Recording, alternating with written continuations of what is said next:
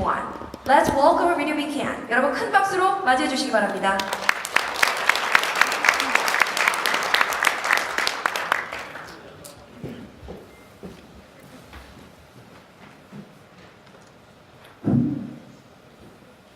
예, 안녕하세요. 예전 세미나들에서도 좀 많이 뵌 분들도 있고 또 이제 다시 한번 새롭게 보신 분들도 있는데 한번 인사드리겠습니다. 저는 블록뱅크의 CFO를 맡고 있고요. 링커코인에서 코파운더를 맡고 있는 박기영이라고 합니다. 만나서 반갑습니다.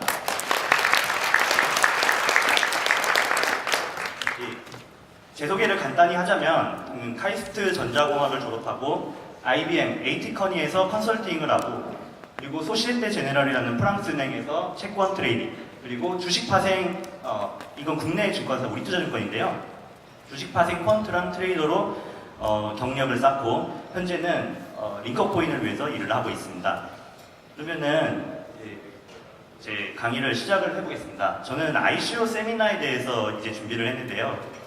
시작하기 전에 저희 대표님께서 모든 ICO들 대부분이 0으로 간다고 해서 조금 조심스럽게 한번 강의를 진행해 보겠습니다. 자, 시작하기 앞서 이제 일요일 아침부터 일찍 오신 분들을 위해서 퀴즈 하나 내겠습니다. 혹시 이 차트가 어떤 차트인지 아시는 분께는 손을 들고 발표해 주시면 소정의 상품을 드리겠습니다. 예? 아닙니다. 비트코인이었으면 내려왔겠죠? 네. 아무도 없으신가요? 그러면은 힌트를 하나 예.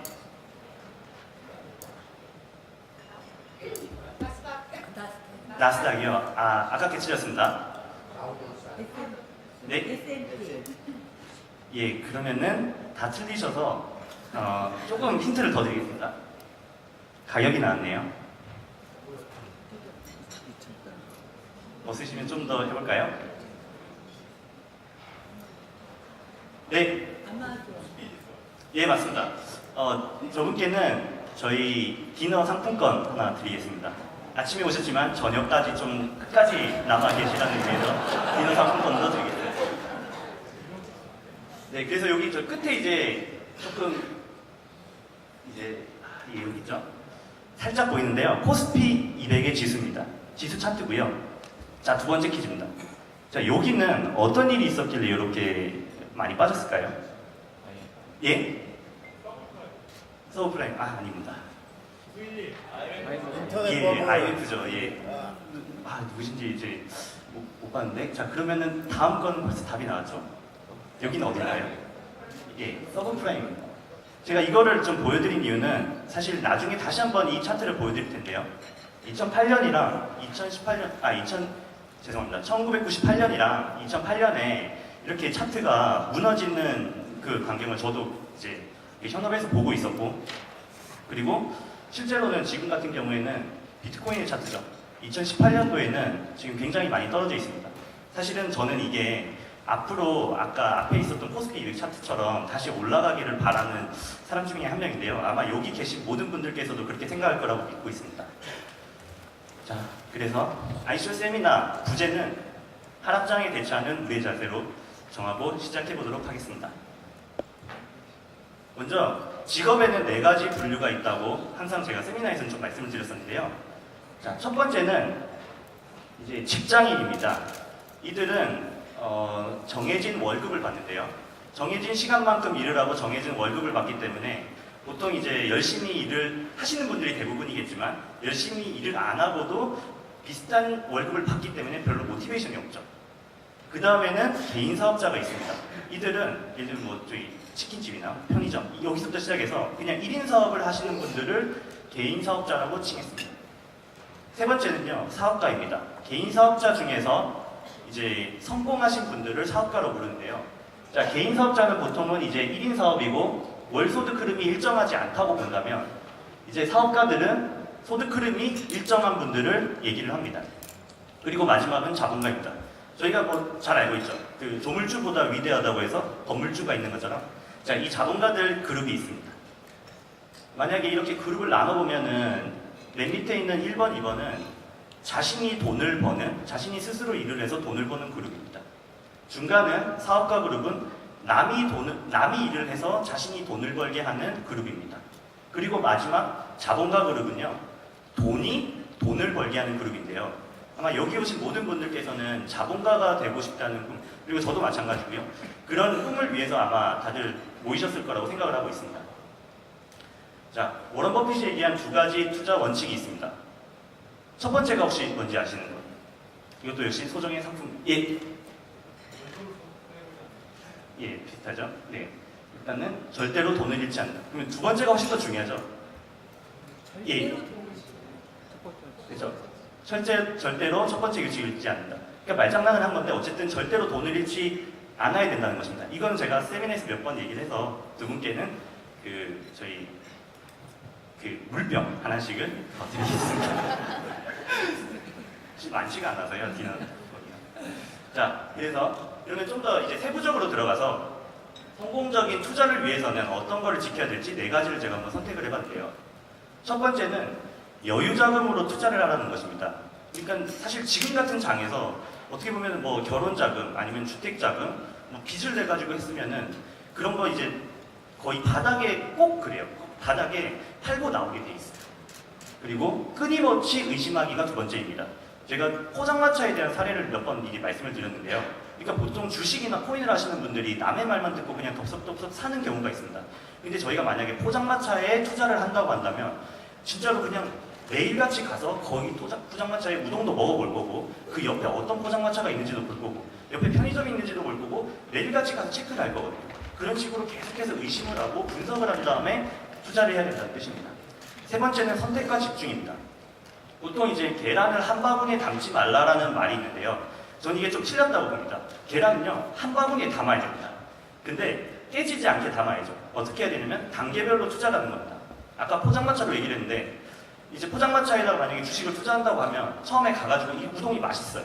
그러면은 제가 이제 예를 들면 100만큼의 투자를 한다고 보면 그걸 한 5등분을 나눠서 우동이 맛있다. 그럼 20을 투자하고 또 닭똥집이 맛있다. 그러면 또 20을 투자하고 근데 옆에 사람들이 없다. 그러니까 옆에 경쟁자가 없다. 그러면 20을 투자하고 편의점이 없다. 그러면 20을 투자하고 마지막에 여기가 굉장히 유동인구가 많다. 그러면 나머지 20을 투자해서 몰빵을 하는 겁니다. 이게 사실은 그냥 계속해서 계란 한 바구니에만 안 담으려고 한다면 물론 잃지는 않겠지만 큰 돈을 벌 수가 없겠죠. 그러니까 집중할 때는 집중을 하는 전략을 세워야 됩니다. 네 번째로 과요금 금물이라고 했습니다.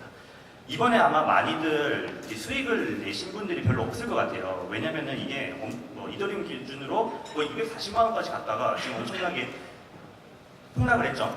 그러면은 가장 꼭지에 판 사람 말고는 어느 정도 어깨에 판 사람은 예를 들면 200만 원에 팔았어요. 근데 이게 240만 원까지 올라간 거 보면 막 배알이 꼴리는 거예요, 말 그대로. 그러니까 내가 조금만 더 늦게 팔았으면 240 할 수 있었는데. 그래가지고 이게 조금만 떨어져가지고 만약 190에 왔으면은 그때부터 막 나는 이제 사도 되겠다 해서 다시 샀을 겁니다.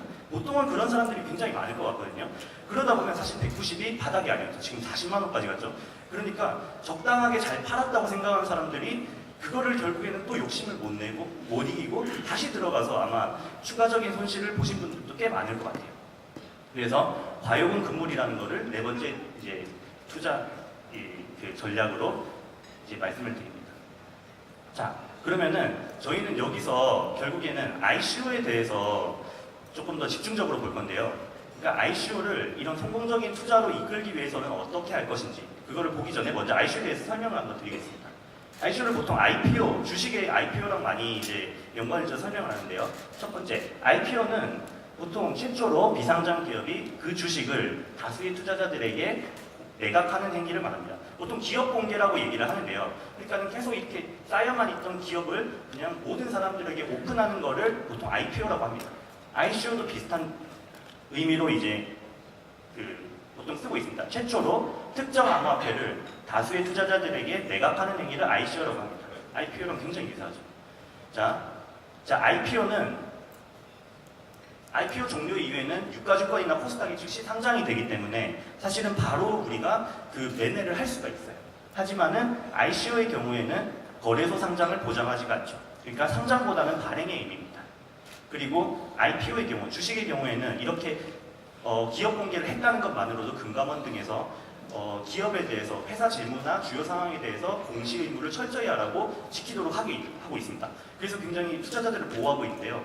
사실 이런 법적인 규제가 거의 없는 게 ICO인 거는 이제는 대다수 분들이 알고 계실 겁니다. 그래서 저희는 ICO에 대한 공부가 필요한 거고요.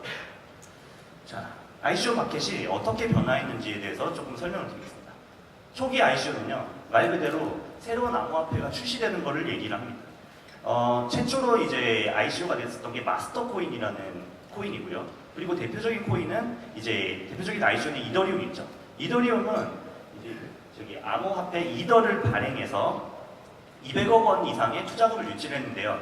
그때 당시만 해도 거의 0.3불이었던 게 지금 많이 빠졌지만 어쨌든 370불, 거의 1000배 이상이 오른 거죠. 그리고 나서 현재 ICO는 어떻게 됐냐면 이 이더리움이라는 게 스마트 컨트랙이라는 굉장히 이제 획기적인 기능을 비트코인에 추가를 하게 됩니다. 그래서 이제 이 이더리움에는 거래 내역뿐만 아니라 어떤 디지털 계약서라고 해서 여기다가 굉장히 많은 어떤 사업적인 내용들을 담을 수 있어요. 그러니까 어떤 일을 행하면은 어떤 보상을 해준다라는 식으로 정확한 계약서를 명시할 수 있게 해놔서 이 이더리움 이후로는 ICO가 마치 이제 크라우드 펀딩이라는 것으로 바뀌게 되죠. 크라우드 펀딩은 그러니까 가상화폐 출시 예전에는 그냥 어떤 코인을 출시하는 게 목적이었다면 이제는 이 코인이 목적이라기보다는 그 코인에다가 사업을 부여해서 예를 들면 링커 코인 같은 경우에는 거래소 사업을 하고 어떤 의료 코인 같은 경우에는 의료 사업을 하고 이런 식으로 사업을 이제 부여를 해서 이제 토큰 소지자들이 이 사업에 참여할 수 있도록 이런 크라우드 펀딩 어떤 성격을 지니게 됩니다. 그리고 나서는 이런 다양한 이더리움 같은 플랫폼 ICO들이 생겨나게 되죠. 퀀텀이나 또는 뭐 네오 이런 이제 다양한 대안들이 제시가 되고요. 그런데 이제 향후로는 좀 어떻게 되냐면 ICO들 중에서 실제로 로드맵을 제시해놓고 로드맵을 제대로 실행을 안 하고 그냥 그 자금을 모집을 한 다음에 그걸로 땡치는 그런 ICO들이 좀 많이 생기다 보니까 이제부터는 좀 검증 방식을 다양화하는 식으로 좀 바뀌어가고 있어요. 그 중에 하나가 이제 다이코라고 해서 DAO랑 ICO를 합친 건데요. 말 그대로 탈중앙화 ICO라고 합니다. 그러니까 뭐냐면 ICO는 보통 재단이 이 자금들을 앞으로는 운영을 하게 돼 있는데 이것조차도 탈중앙화를 시킨 겁니다. 그러니까 예를 들면은 뭐 출금을 할 때도 어떤 그 모집된 자금을 출금을 할 때도 그 참여자들에게 어느 정도 이제 허락을 받아야 투표로서 허락을 받아야 출금을 할 수 있게 해놓고 그리고 중간중간에 로드맵을 제대로 설정을 안 하면 투표를 통해서 이 프로젝트를 중단을 시켜버리고 남은 금액을 예를 들면 다시 환금을 받는다든지 이런 식으로 굉장히 많은 어떤 조건들을 설정을 하면서 ICO가 이제는 좀 계속해서 이제 변형돼 가고 있는 것을 볼 수가 있습니다. 자, ICO와 IPO에 대해서 그러면은 이제 어떻게 단계별로 진행이 되는지 한번 설명을 드리겠습니다. 위에는 IPO고요, 밑에는 ICO인데요. 이제 IPO, 그러니까 주식의 경우에는 보통 스타트업 기업이죠. 또 초기 투자자를 모집을 합니다. 비슷하게 ICO 아래 부분을 보시면은 이제 전체 프로젝트를 보통 구상을 하고요. 그 다음에 화이트 페이퍼 등을 작성을 합니다. 그리고 프라이빗 세일이라고 해서 일부 기관 투자자들에게 자금을 모집을 하죠. 그 다음에 주식의 경우에는 이렇게 만약에 스타트업 기업이 생기면 아직 상장이 안 돼 있기 때문에 OTC 거래라고 해요. 비상장 주식이라고 해서 브로커를 중간에 끼고 내가 이 정도 주식 가지고 있는데 이거를 그냥 너한테 팔게 이런 식으로 어떤 그런 코스피나 이런 HTS를 통해서 거래를 하는 게 아니라 그냥 서로 간에 만나서 P2P 거래를 하는 거예요. 자, 코인의 경우에는 이제 ICO를 진행을 하죠. ICO에서는 뭐 프리세일이나 이 크라우드 세일이 있습니다. 그리고 나서 자, 주식의 경우에는 기업 공개를 하는데요. 이 기업 공개를 한다는 의미가 아까도 설명을 했지만 협의에서는 자본을 공개하는 거고 어떤 광의의 의미로는 기업 경영 전반에 대한 공시를 이제 강화를 함으로써 기업 자체를 다수의 투자자들에게 공개를 하는 거죠. 근데 기업 공개라는 게 사실은 이제 상장이랑은 바로 직결이 되어 있습니다. 자, 코인은요, 이렇게 ICO를 진행하고 나면 아직은 상장이 안 돼 있죠. 그러니까 아까 전에 여기 주식에서는 여기서 있었던 OTC 거래가 이제 여기서만 OTC 거래가 P2P 거래로 가능하게 됩니다. 그리고 나서는 이제 둘 다 상장이 되죠. 근데 주식의 경우에는 사실은 딱 정해져 있어요. 한국의 경우에는 코넥스 아니면 코스닥 아니면 코스피로 정해져 있고요. 근데 코인의 경우에는 굉장히 많은 국내에서 굉장히 다양한 거래소들이 많이 있죠. 이런 거래소들의 또는 디센트럴라이즈드 익스체인지라 해서 DEX에다가 저희 상장을 할 수도 있습니다. 또 이런 식으로 이제 단계별로 볼 수 있고요. 자, 그러면 아까 전에 이 비트코인의 차트에 대해서 다시 말씀을 드리겠습니다. 그냥 사실 여기서 설명을 할 건 없고요. 그냥 지금 저희가 앞으로 볼 거는 이렇게 올라온 차트에서는 누구든지 돈을 버는 그런 굉장히 화랑장이었어요. 이 화랑장이 끝나고 나서 지금은 조정이 일어나고 있죠. 근데 조정이 굉장히 심합니다. 이 하락장에 대처하려면 어떻게 해야 되는지에 대해서 조금 같이 한번 생각을 해보도록 하겠습니다.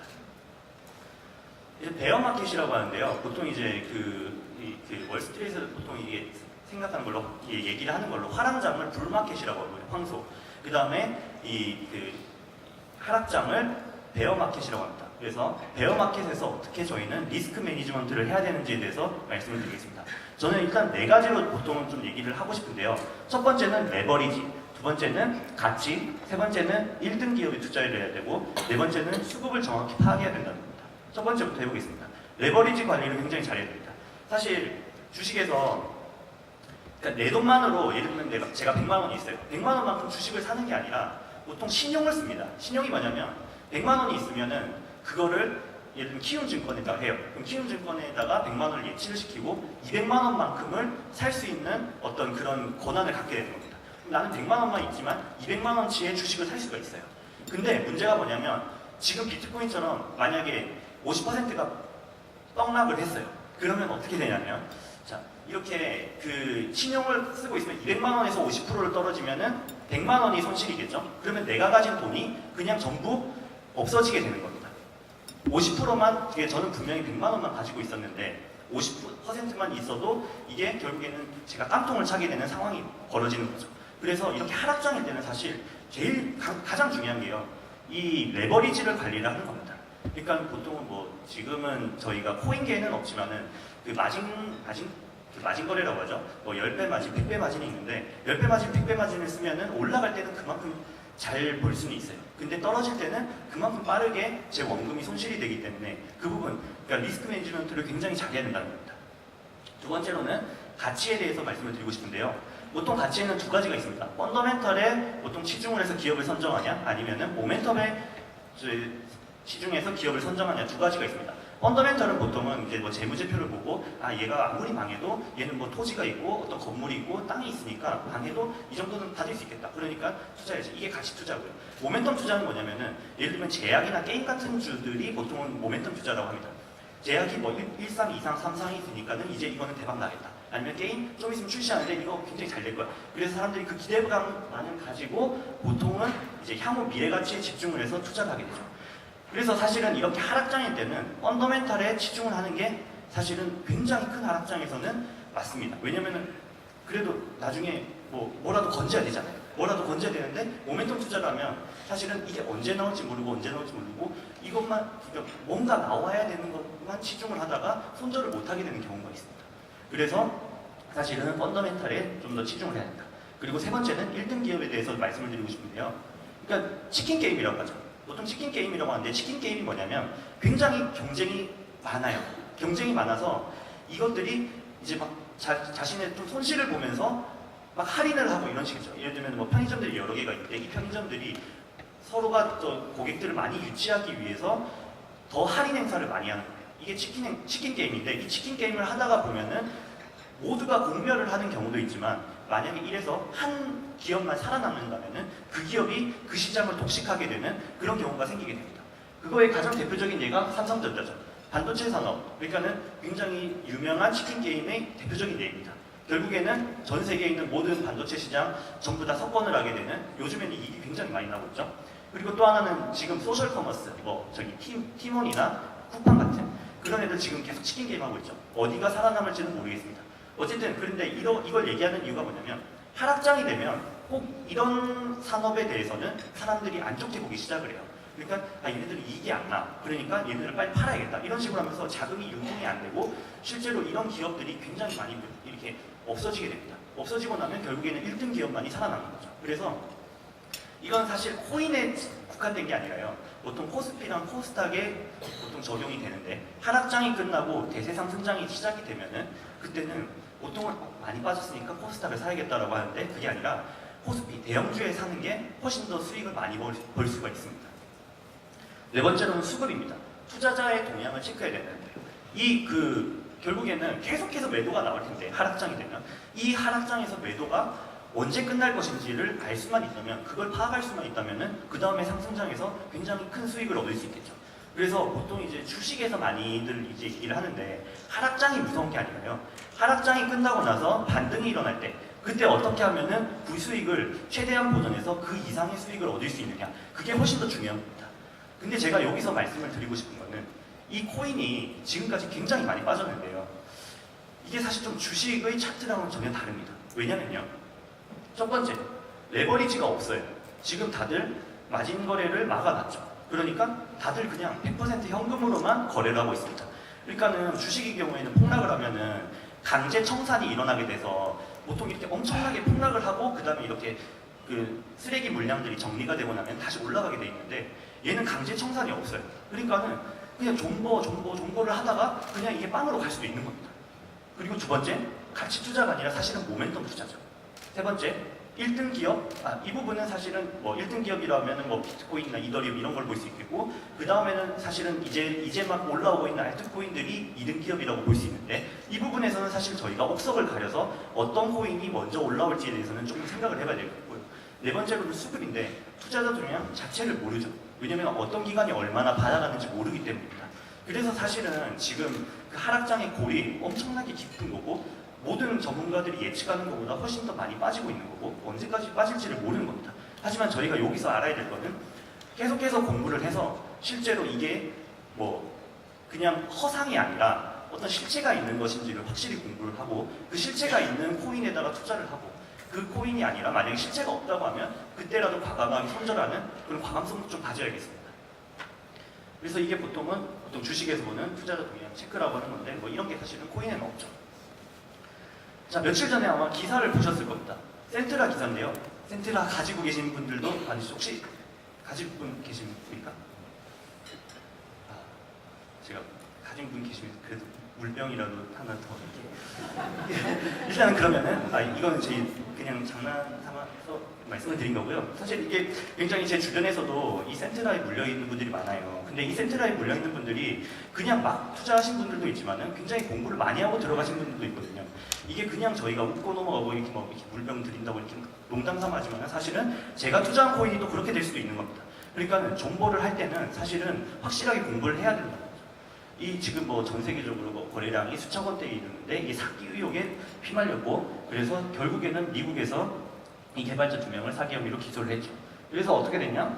계속해서 떨어졌는데 엄청나게 떨어졌죠. 근데 발표를 하고 나서 요거 별로 안 떨어진 것 같지만 요 폭락에서 3분의 1 토막이 또 났습니다. 그러니까 저희가 이런 코인들을 걸러내는 방법을 굉장히 좀 많이 연구를 해야 될 겁니다. 이 코인이 왜 저희 문제가 되냐? 첫 번째로 허위 광고를 굉장히 많이 했어요. 첫 번째, ICO 당시에 비자 마스터카드랑 연계된 것처럼 광고를 했는데요. 실제로는 그런 게 전혀 연계가 없었고요. 두 번째로 코인 홍보와 판매에만 집중을 하고 사실상으로는 별로 개발을 안 했었죠. 세 번째로 팀원 설립자 문제가 계속해서 불거졌었습니다. 저기 처음에 보면 나오는데요. 이 그 코파운더에 대한 스캠설이 지속적으로 나왔습니다. 코파운더가 전직 뭐 중고차 딜러로 근무했느니 뭐 대학교 환경을 위주니 계속해서 얘기가 나왔고, 3월 30일에 회사 전 직원을 모두 해고를 했답니다.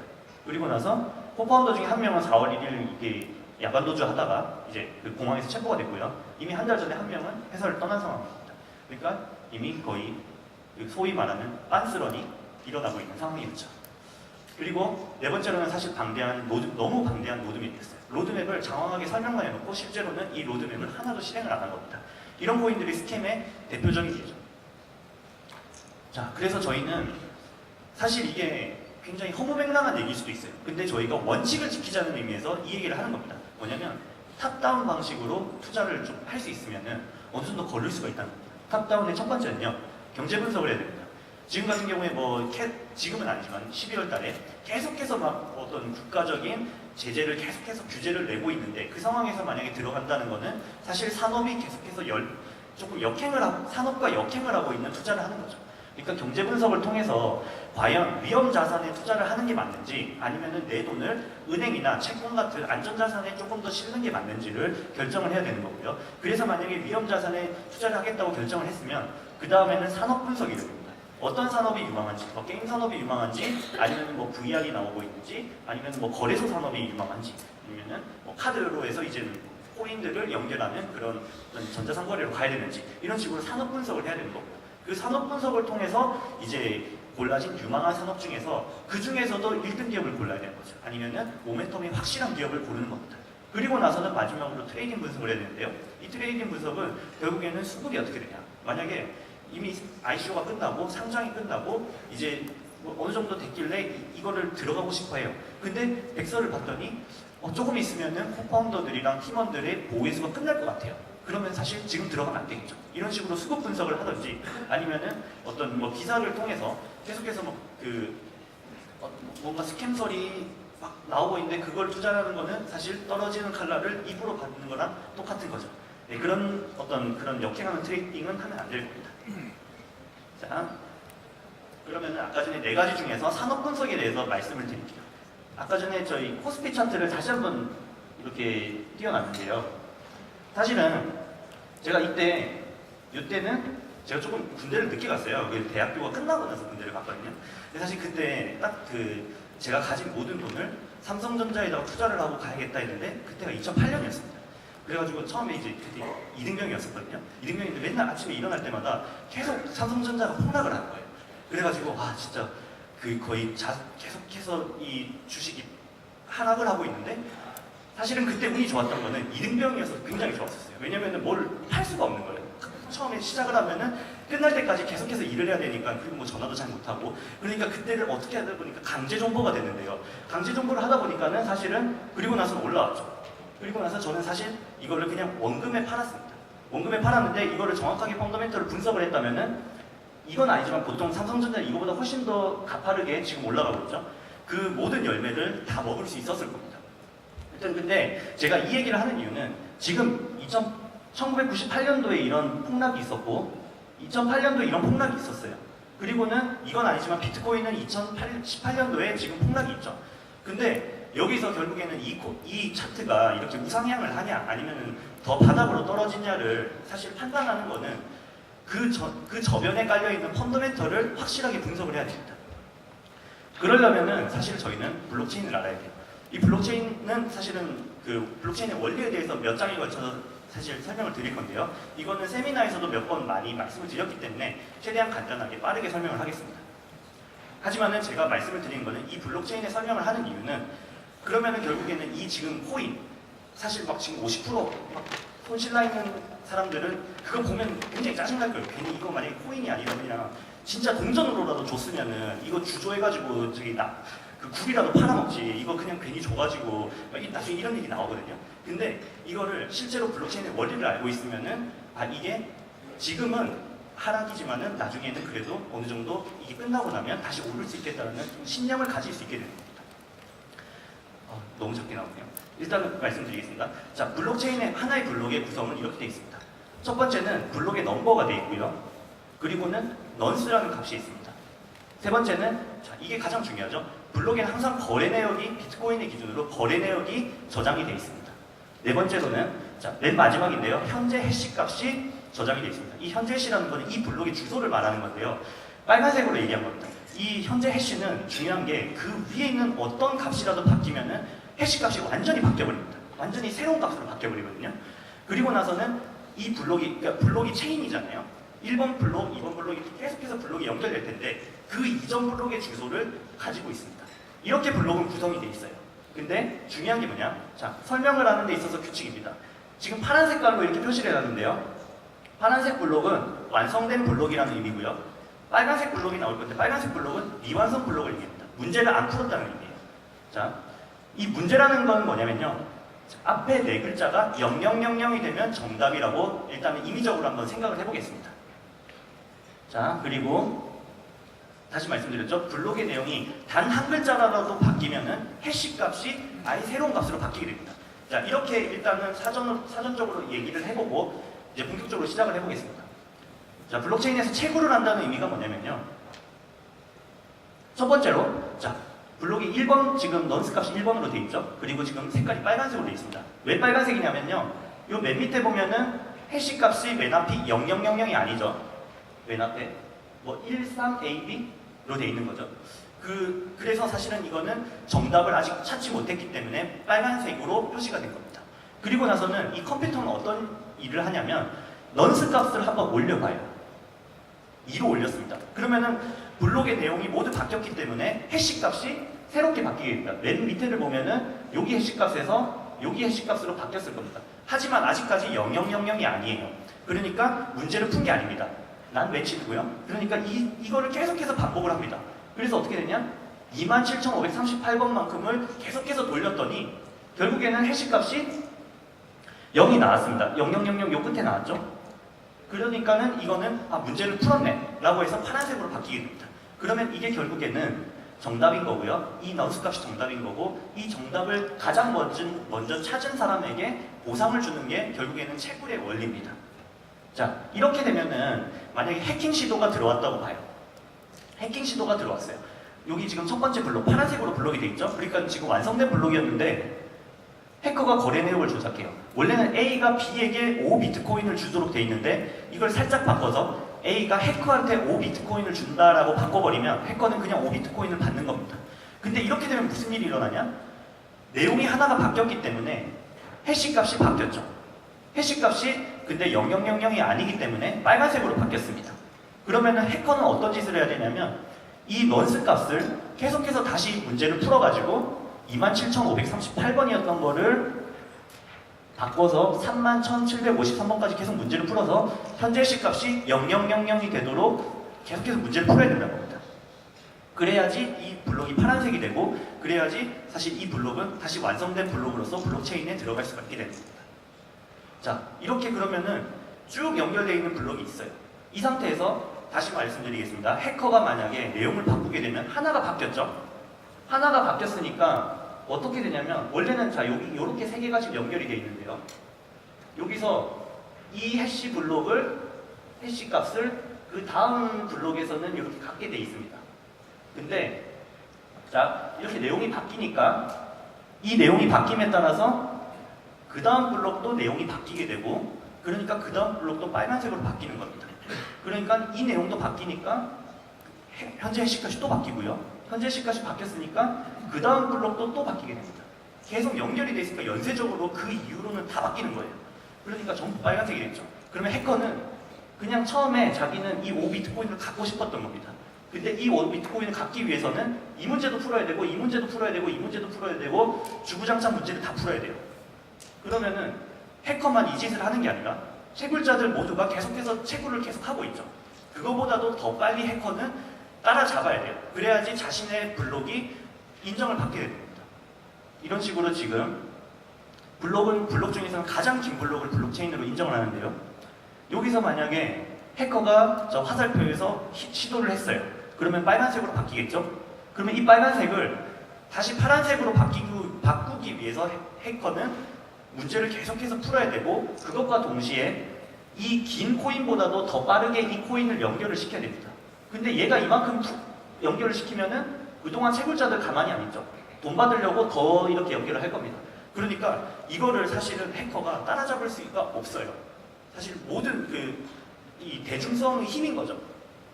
그래서 기존 블록체인을 바꾸려면 해커는 누구보다 빠르게 문제를 풀어야 되고 이미 만들어진 블록보다도 더 빨리 긴 체인을 만들어야 되기 때문에 해킹은 사실상 불가능하다는 겁니다. 그러니까 사실 이 이론만으로 본다면 비트코인은 사실 기술적으로 굉장히 해킹에 안전하죠.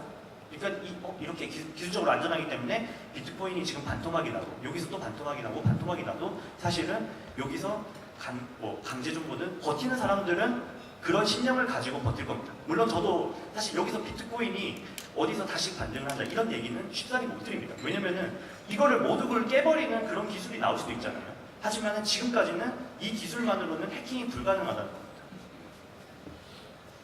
자, 그러면은 이런 식으로 해서 이코노미에 대한 어떤 분석을 했습니다. 그러니까 이코노미라고 하지만 사실은 저희는 블록체인이 어떤 식으로 이제 그 기술적으로 완벽한가에 대해서 이제 말씀을 드렸고요. 이런 식으로 블록체인에 대한 신념을 가지고 산업 분석을 하고 어떤 그 기업 분석을 하고 이제 트레이딩 분석을 해 나가는 거죠. 그렇다면 ICO를 보통 분석을 할 때 저희 팀에서 어떤 식으로 분석을 하는지 간략하게만 말씀을 드리겠습니다.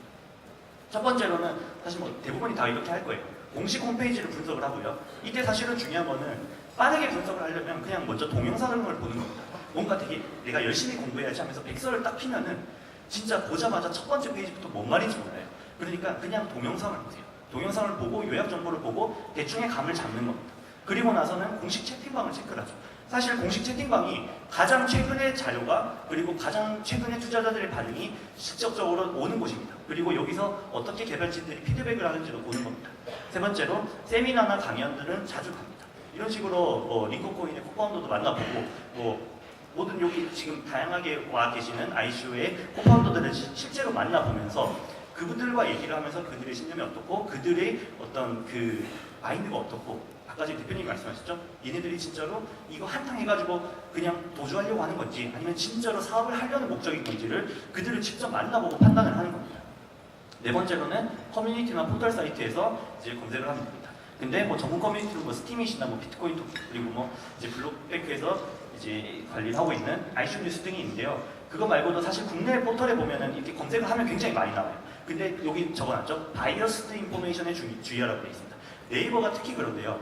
네이버에 딱 치면은 블로그 굉장히 많이 나와요. 근데 이 블로그들 중에서는 사실은 보통 이제 오프라인 마케팅이나 아니면은 그 재단에서 직접적으로 광고용으로 보통 이 글을 쓰는 경우도 많습니다. 그러니까 사실은 저는 어떤 글을 볼 때는 장점 위주로 보지 말고 단점 위주로 보든지 아니면 장점을 본다면 그 장점을 실제로 맞는지를 확인하는 절차를 거쳐야 되는데 그 절차를 처음에 있는 이 그 백서를 이때 보는 겁니다. 그러니까 발췌독을 하라는 거죠. 이런 식으로 보통 저희는 분석을 하고 있습니다. 자, ICO 그래서 저희가 보통 기준을 지금까지 세미나들에서는 5가지를 얘기했는데 3가지를 추가해서 8가지를 한번 적어봤습니다. 이렇게 8가지가 있는데요. 자, 이 중에서 뭐가 제일 중요할까요? 혹시 맞추시는 분은 또 소정의 상품을 드리겠습니다. 이제는 물병 주는 거 아니까 다들 얘기는 안 하는가요? 사실 네? 황금성, 그죠? 황금성도 굉장히 중요합니다. 근데 사실 화락장에서는 이거 황금 잘못했다가 거래소 잘못 올렸다가 또 폭락을 그대로 받을 수도 있거든요. 물론 황금성도 굉장히 중요합니다. 근데 사실은 저희 처음에 시작할 때 답이 나와 있어요. 저희 대표님께서 가장 중시했었던 게 있죠. 사실은 팀원 파트너에다가 저는 좀 중점을 두고 싶습니다. 지금 강의에서는요. 자, 먼저 하나하나 좀 설명을 드려보겠습니다. 코인 활용성. 코인이 구체적인 역할을 가지고 있다. 뭐 게임머니로 쓰인다든지 아니면 이게 어떤 뭐 입장권으로 쓰인다든지 아니면 적어도 국내에서는 안 되지만 뭐 배당 같은 어떤 수익의 배분이 일어난다든지 이런 식으로 코인을 가지고 있는 것만으로도 이제 코인이 50% 떨어졌겠지만 이걸 가지고 그냥 동물원에 입장이라도 돼. 그러면은 그냥 매일같이 동물원에 입장을 해서라도 그걸 뽕을 뽑아야겠죠. 그런 식으로 사실 코인의 활용성이 있으면 굉장히 좋을 겁니다. 두 번째는 사업성입니다. 투자자의 관심을 끌 수 있는 매력적인 사업인지를 봐야 됩니다. 그러니까 항상 말씀드리는데요. 사실 이런 투자를 할 때는 이게 나 혼자 좋다고 하면 안 됩니다. 사실 미스코리아 선발대회라고 보면 되거든요. 모든 사람들이 좋다고 보는, 모든 사람이 예쁘다고 생각하는 사람을 뽑는 게 사실 미스코리아고요. 모든 사람이 좋다고 생각하는 코인들이 사실은 올라가겠죠. 그러니까 매력적인 사업인지를 봐야 되는 거고 그 중에서는 블록체인과 시너지가 있냐 또는 시대적인 니즈가 있냐를 봐야 될 겁니다. 세 번째로 현실 가능성입니다. 프로젝트에서 아까 전에 센트라처럼 장황하게 이렇게 구현하지도 못하는 그런 내용들을 이렇게 장황하게 설명하는 것도 있어요. 그런 코인을 사서 사실은 먹을 수도 있습니다. 그거는 화랑장에서는 무조건 먹죠. 근데 이제 이게 하락장이 되면은 그때부터 이제 옥석이 보여지기 시작하는 겁니다. 진짜로 이게 0으로 갈 것인지 아니면 그래도 어느 정도 버텨서 나중에 결과적으로는 빛을 발할 것인지는 사실은 이 현실 가능성에서 보이겠죠. 그래서 로드맵을 봐야 되는 거고 실제로 사업 기반이 마련되어 있는 상황에서 되는지 예를 들면 아무것도 없는 데서가 아니라 뭐 메신저를 개발하겠다고 하면 실제로 지금 메신저가 어느 정도 있어요. 텔레그램이 그렇죠. 텔레그램 뭐 ICO를 하는데 그 전에 이미 텔레그램 거의 엄청나게 많은 사람들이 쓰고 있어요. 그러면 현실 가능성 확실하죠. 이런 식으로 그 현실 가능성을 봐야 될 것이고요. 네 번째로는 수급 관리입니다. 그러니까 투자자들을 보호하는 조항들이 있느냐를 봐야 되는 거고 그 중에 하나가 소각입니다. 전체 발행량이 계속해서 줄어들어야 돼요. 그러니까 수급이 있다면은 수요는 많아야 되고 공급은 줄어들수록 사실은 많은 사람들이 살려고 하고 많은 사람들이 세게 살수록 가격은 올라가게 돼요. 그리고 나서 두 번째로 보호 예수가 있어야 됩니다. 내부자 견제용으로도 쓰이고요. 보호 예수가 뭐냐면 그러니까는 그 코파운더나 팀원들이 이 코인을 못 팔게 만드는 겁니다. 1년 동안 못 팔아요. 그러면 1년 동안은 열심히 일을 해야겠죠. 그런 식으로 내부자들을 견제하는 역할도 되고 동시에 처음에 상장이 되자마자 보통 이렇게 올라갔다가 바로 떨어지는 코인들을 볼 수도 있을 거예요. 그런 코인들은 보통은 내부에서 파는 경우도 굉장히 많습니다. 그런 식의 어떤 투자자 보호 조항이 있어야 될 거고요. 황금성, 아까 어떤 참여자님께서 말씀을 해주셨는데요. 이제 황금성 거래소에 상장이 돼서 결국에는 내가 가진 코인들을 어떻게 하면 최대한 빠르게 빼낼 수 있느냐, 이것도 굉장히 중요한 거죠. 여섯 번째로 평가 사이트입니다. 외부 기업에 의한 ICO 평가가 이루어졌는가, 이것도 굉장히 중요합니다. 저희가 보통 보는 사이트로는 잘 안 보이시는데 ICO 벤치라는 사이트가 있고요, ICO 레이팅이라는 사이트가 있고, 스미스 크라운은 지금 조금 리뉴얼을 하고 있던데 지금 코인 평가를 안 하는지는 잘 모르겠습니다. 어쨌든 이렇게 세 개의 평가사가 있습니다. 이 평가사들이 검색을 해보고 얘네들에서 몇 점을 받고 있는지 한번 보시면 좋을 겁니다. 근데 사실 얘네들은 다 외부 기관들이에요. 그러니까 외국에서 만든 사이트들이거든요. 그래서 저희가 나중에 잠깐만 이제 설명을 드릴 텐데, 또 ICO 뉴스 저희 사이트에서 이런 평가를 한글로 대체하는 작업을 하고 있습니다.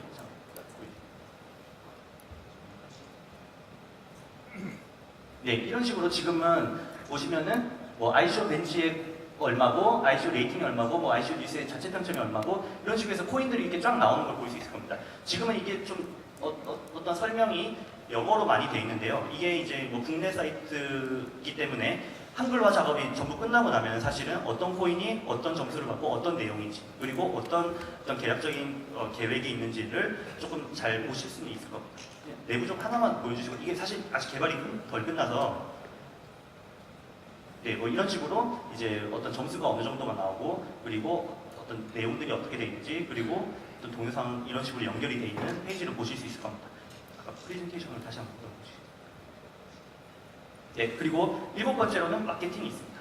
코인의 외부 홍보가 적극적이고 지속적입니다. 사실은 예전에는 이 내용을 안 넣었어요.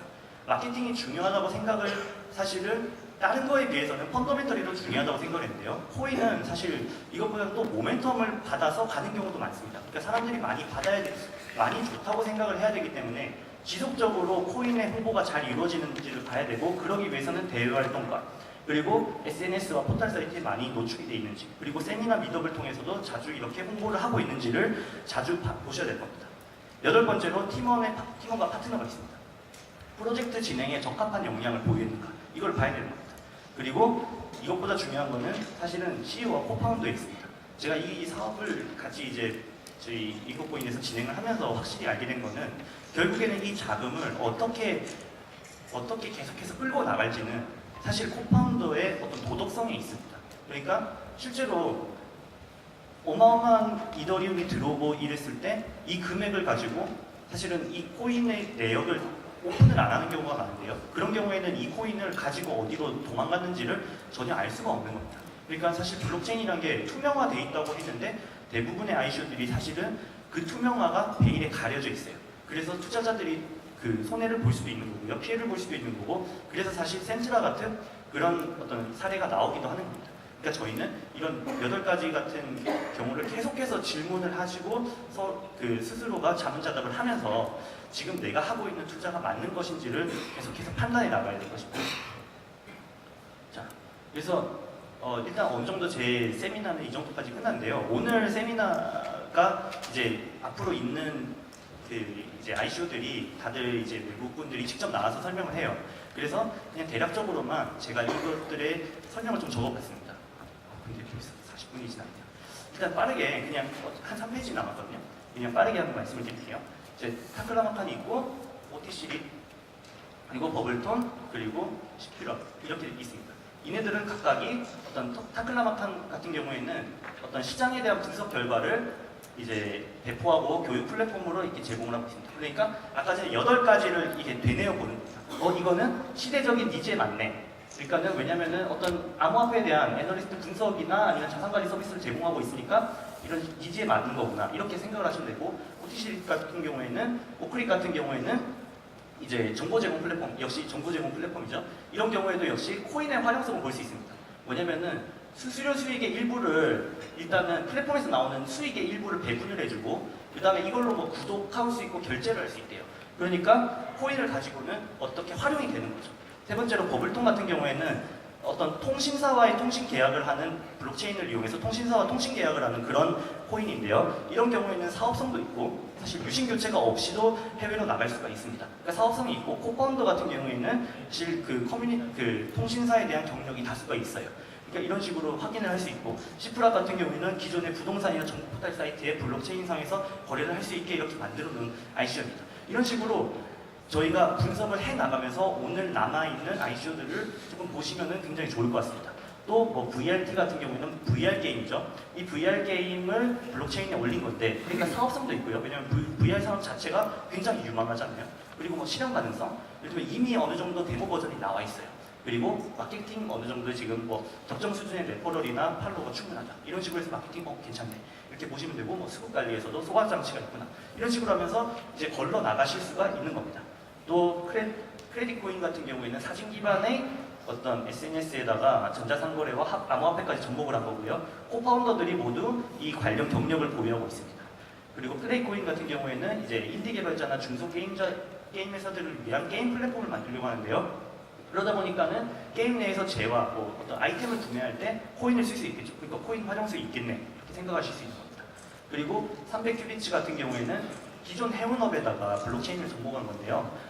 이런 경우에는 코파운더들이 실제로 어떤 그 JP모건 출신의 금융인 그리고 운송 및 인프라 업계에 이미 종사자들이기 때문에 사실 코파운더에서 어느 정도 검증이 되고 또 실현 가능성 이미 어느 정도 프로토타입이 구현이 돼 있고 테스트가 완료된 겁니다. 이런 식으로 한번 보실 수 있을 겁니다. 너무 많네요. 자, HA는 이제 그 보통 이제 플랫폼 코인이라고 하는데요. 이더리움 같은 플랫폼 코인을 지향하고 있습니다. 시플풀 프로그래밍으로 이제 만들어진 그 플랫폼이고요. 어느 정도 마케팅에서 뭐 국내에서 다양한 컨퍼런스 활동을 하고 있고 또 뭐 이제 뭐 지하철 5개 광고 이런 걸로 해서 굉장히 적극적으로 광고를 하고 있더라고요. 이런 식으로 볼 수 있고 APT 체인도 역시 마찬가지로 대플랫폼 코인으로서 이제 뭐 이제 간단하고 유용하고 그리고 빠른 어떤 블록체인이다라고 설명을 하고 있습니다. 자, 그리고 또 저희의 링컨 코인이 있을 거고요. 자, 이런 식으로 오늘의 남은 이제 시간들은 좀 구성이 되어 있습니다. 그리고 마지막으로 조금 제가 넣은 거는 중간중간에 이제 변호사님들과의 패널 토크도 있고요. 그리고 회계사님이 어떤 세법에 관련돼서 얘기해주는 그 시간도 있습니다. 그러니까 그런 시간을 통해서 조금 더 뭐 유익한 정보들을 내용을 보시고 그리고 나서 또 질문도 이제 간략간략히 저희 계시는 변호사님들께 해보셔도 좋을 것 같습니다. 자, 그래서 마지막으로 이걸로 끝낼게요. 저희 그 워런 버핏이 얘기를 했어요. 그 인터뷰를 하는데 워런 버핏한테 물어봤습니다. 대중보다 앞서간 비결이 무엇인가요? 이랬더니 이제 워런 버핏이 정보만이 살 길이다 이런 그게 있는데 사실 이거는 그냥 장난으로 하는 거고 진짜로 실제로 워런 버핏이 얘기를 한 거는 이거죠. 굉장히 감명을 받았었습니다. 나는 평생 기업을 들여다보면서 왜 어떤 기업은 잘 되고 어떤 기업은 안 되는지 패턴을 분석해요. 요기베라가 얘기를 했대요. 지켜보기만 해도 많이 배울 수 있다고 말했단 말입니다. 바로 찰리와 그러니까 워런 버핏은 오랜 기간 지켜보면서 배웠습니다.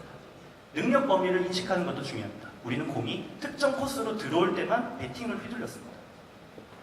우리 비결은 이보다 더 복잡하지 않습니다. 다른 활동보다 투자에 더 높은 IQ가 필요한 것도 아니고요. 감정 조절은 하지만 필요합니다. 매우 똑똑한 사람들이 어리석게도 불필요한 위험을 떠안기도 하더군요. 이런 자멸행위를 되풀이하는 사람이 많습니다. 천재까지는 필요 없지만 자멸행위는 하지 말아야 합니다라고 얘기를 했는데요. 그러니까 제가 여기서 꼭 말씀을 드리고 싶은 거는 우리는 공이 특정 코스로 들어올 때만 방망이를 휘둘렀습니다. 이렇게 얘기하고 있습니다. 모두가 지금 하락장에서 굉장히 힘드실 겁니다. 사실 이렇게 힘든 이유는 저희가 IMF를 겪었을 때 아무리 삼성전자가 잘 되고 뭐 일시전자가 잘 돼도 우리 그 원화 가치가 급등을 해서 해외에서 어떤 평가를 못 받고 한국은 망할 수도 있어 라고 생각이 들면은 사실 주가가 가지 않나요? 그거랑 마찬가지로 실제로 지금 화랑장이 엄청나게 끝나고 이때 거품이 꺼졌다고 다들 얘기를 하고 있습니다. 이런 상황에서는 마치 지금 그때 저희 한국의 상황처럼 이 블록체인이라는 산업이 잘 될지를 모르는 상황에서 누군가가 섣불리 투자를 못할 겁니다. 이런 상황에서는 사실 저희는 믿고 기다리는 수밖에 없습니다. 결국에는 계속 지켜보면서 이렇게 ICO 미더에 참여하시면서요. 계속 공부를 해놓다가 결국에는 공이 저희한테로 다가올 때 스트라이크 존에 왔을 때 배팅을 휘둘러서 홈런을 치시면 되는 겁니다. 여기까지 세미나를 마치겠습니다. 감사합니다.